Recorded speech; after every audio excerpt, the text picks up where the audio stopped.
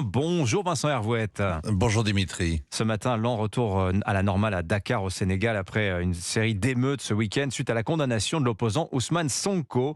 On recense quand même 16 morts, près de 400 blessés, 500 arrestations. Les réseaux sociaux sont encore suspendus ce matin. On dirait Vincent que le Sénégal retient son souffle. L'un des effets inattendus de la vague MeToo, c'est qu'elle a fait chavirer la carrière de nombreux politiciens. On ne compte plus les opposants qui se retrouvent dans le box, poursuivis par des femmes qu'ils ont violées, ce qu'ils nient en dénonçant un complot du pouvoir. En général, les réactions à l'étranger, c'est un silence gêné. Dans le cas d'Ousmane Sonko, le tribunal n'a pas retenu le viol, mais il a condamné le maire de Ziguinchor pour corruption de la jeunesse. C'est un comble pour un imprécateur qui a conquis la jeunesse en fustigeant la corruption ainsi que l'influence de la France. Autre thème facile pour les populistes au sud de la Méditerranée. Le verdict, 2 ans de prison ferme, est assorti de la perte de ses droits civiques. Il n'a pas été incarcéré, pas encore, mais il est hors jeu pour la présidentielle de l'an prochain. Alors, d'où la fureur de ces partisans qui sont chauffés à blanc par leur leader. Les étudiants ont saccagé la faculté Cheikh Anta Diop de Dakar. Des émeutiers ont attaqué les sièges des partis politiques. Des pillards se sont servis dans les stations-service.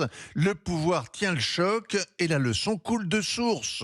Ceux qui s'interrogeaient sur la volonté du président Macky Sall de se représenter, qui espéraient qu'il interprète de manière littérale la Constitution qui interdit plus de 2 mandats, ceux-là ont une réponse, c'est moi ou le chaos. Les manifestants ont jonché d'épave l'avenue Cheikh Anta Diop, mais ils ont ouvert un boulevard à la réélection de Macky Sall. Alors Vincent, depuis ce week-end, la France, les États-Unis, les Nations Unies, la francophonie, tout le monde s'alarme.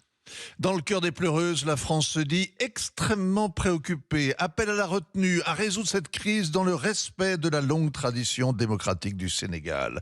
On dirait un communiqué de la SDN écrit par Albert Cohen pour se moquer des diplomates. Des phrases toutes faites, une prière vaine.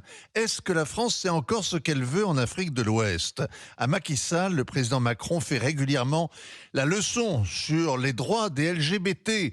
Mais il peut difficilement lui déconseiller de s'incruster au pouvoir après avoir applaudi à un 3e mandat d'Alassane Ouattara en Côte d'Ivoire, béni la succession dynastique au Tchad comme au Togo.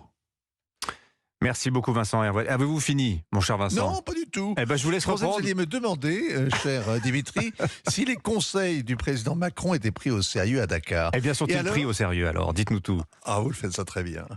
La France entretient, vous le savez, à Dakar une base militaire et une de ses plus grosses ambassades. Mais la Turquie, la Russie, la Chine, les pays du Golfe, tous courtisent le Sénégal qui sera demain un pays producteur de pétrole. Et tous ces dirigeants qui embastillent leurs opposants donnent le mauvais exemple, mais pas des leçons de moraline. Au cours de son voyage mémorable au Burkina Faso, qui n'avait pas encore été emporté par une guerre terroriste qu'on n'a pas endiguée et un putsch militaire qu'on n'a pas empêché, Emmanuel Macron avait juré « Il n'y a pas de politique africaine de la France ». 6 ans après, on peut le confirmer. À part vider les musées français de l'art africain qui y a été collectionné, il n'y a plus de politique africaine de la France. Signature Europe 1, Vincent Hervouette. Merci beaucoup, mon cher Vincent.